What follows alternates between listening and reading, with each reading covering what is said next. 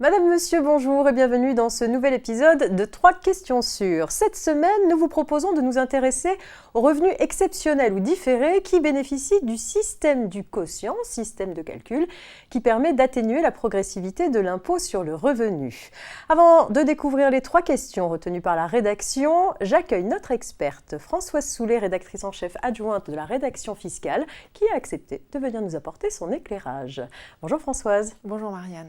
Alors je vous propose de démarrer avec Didier, expert comptable. Didier nous a posé 2 questions. Voici la première.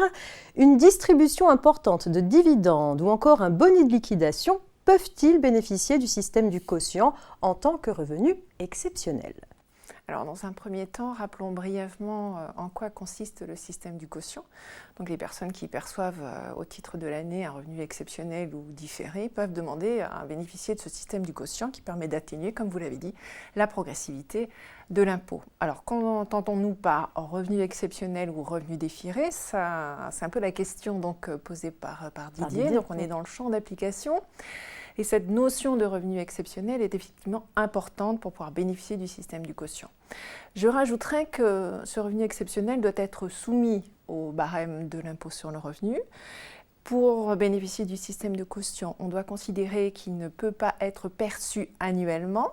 Et enfin, son montant doit être supérieur à la moyenne des revenus nets du foyer fiscal soumis à l'IR au titre des 3 années précédentes. Très bien. Donc voilà brièvement les conditions.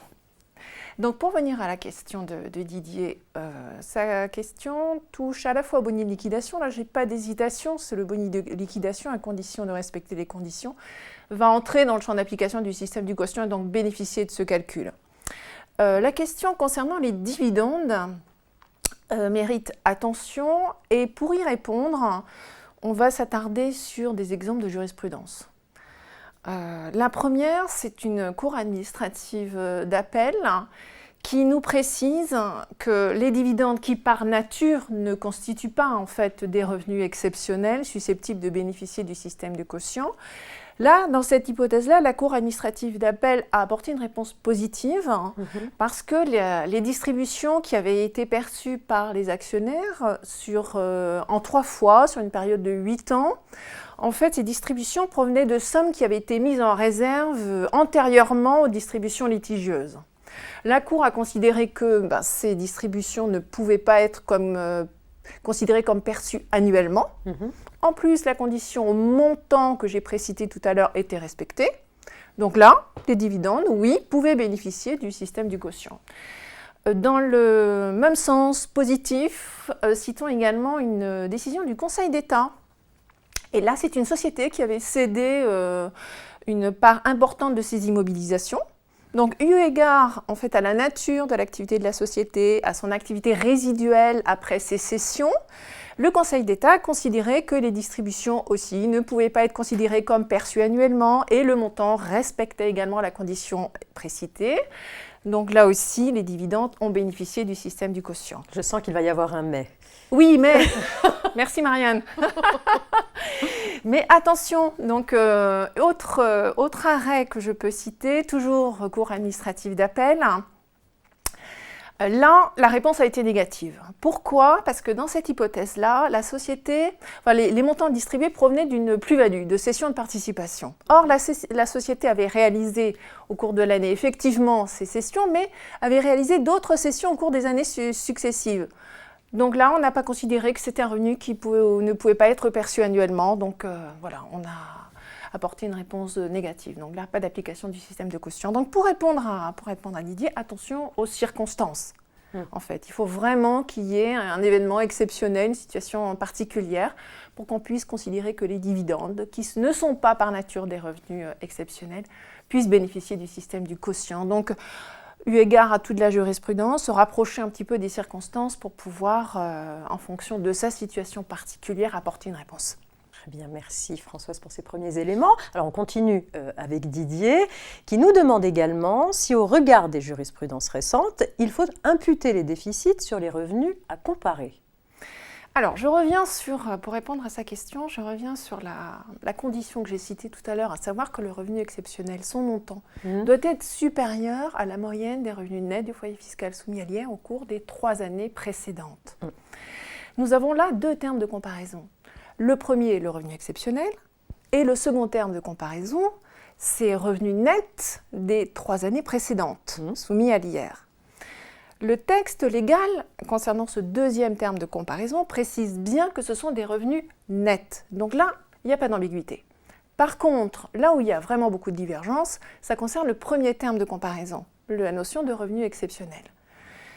Regardons ce que dit la doctrine administrative et ensuite ce que dit la jurisprudence. La doctrine administrative précise que ce revenu doit être considéré comme le revenu mis à la disposition du contribuable. Donc on le prend tel quel, et l'administration fiscale donne comme exemple les traitements et salaires, on va les prendre avant application de tout abattement. C'est clair. Rajoutons toutefois qu'il y a 2 réponses ministérielles dans l'hypothèse de plus-value de cession, de participation. Ces 2 réponses ont précisé que, attention là, le montant devait être pris après application d'un abattement. Donc, le cas échéant, abattement pour durée de détention, puisque nous sommes en présence de plus-value mobilière. La jurisprudence maintenant, parce que je pense que Didier pensait à la jurisprudence que nous allons citer. Donc, une jurisprudence, alors ce sont 2 cours administratives d'appel, donc une de 2020, une de 2021. Je ne rentre pas plus dans les détails, je crois que les références vont défiler. Oui. Donc, la première jurisprudence que je veux citer, donc la Cour administrative d'appel de Lyon, nous précise que, comme le texte légal concernant le deuxième terme de comparaison parle de revenus nets, il convient de comparer à ces revenus nets également un revenu net.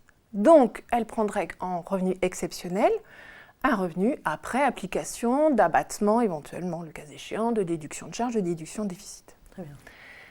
Ce n'est pas l'avis de la dernière jurisprudence que je vais citer, donc la Cour administrative d'appel de Paris, qui cette fois-ci nous dit non, c'est comme ce que dit la doctrine administrative, on va retenir comme revenu exceptionnel le revenu mis à la disposition du contribuable. Donc là, on le prend tel que, sans application d'abattement, sans déduction, quelle qu'elle soit. Donc cette Cour administrative d'appel suit la doctrine administrative. Donc voilà. Et pour répondre à la question de Didier, si l'on suit la doctrine administrative et si l'on suit la dernière jurisprudence que je viens de citer, il n'y a pas lieu d'imputer le déficit dans les éléments de comparaison, donc sur le revenu exceptionnel. Très bien, merci Françoise. On termine avec la question de Nathalie, expert comptable. Les créances acquises qui proviennent de la transformation d'une société civile professionnelle soumise à l'impôt sur le revenu en société d'exercice libéral à responsabilité limitée soumise, elle, à l'impôt sur les sociétés, peuvent-elles bénéficier du quotient ? Alors, la transformation d'une société civile professionnelle soumise à l'IR en une société d'exercice libéral à responsabilité limitée soumise à l'IS entraîne la taxation immédiate des résultats qui n'ont pas encore été imposés et également celle des créances acquises non encore recouvrées.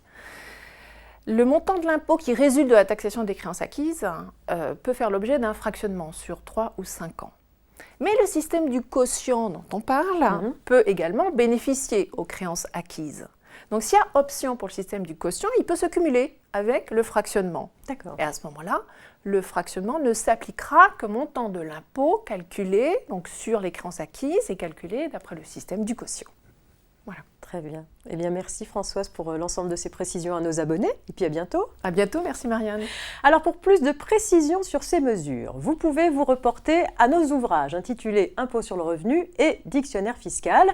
Les modalités de calcul du système du quotient étant précisées par le projet de loi de finances pour 2022 en cours de discussion, nous vous invitons également à vous reporter au feuillet consacré aux commentaires de ces mesures qui sera publié en début d'année 2022. Bien sûr, je vous invite également, si ce n'est pas déjà fait, à vous abonner à la chaîne YouTube du groupe Revue Fiduciaire et à activer la petite cloche des notifications pour rester informé de nos offres vidéo. C'est la fin de ce 3 questions sur le dernier de cette année 2021. L'occasion pour la rédaction et moi-même de vous remercier pour votre fidélité, de vos questions pertinentes tout au long de cette année. 3 questions sur revient dès janvier 2022 avec de nouvelles thématiques, vos questions et bien évidemment le décryptage des experts de la Revue Fiduciaire. Et d'ici là, bien sûr, l'actualité continue sur l'ensemble des réseaux sociaux du groupe Revue Fiduciaire. Très bonne fête de fin d'année à toutes et à tous et prenez soin de vous.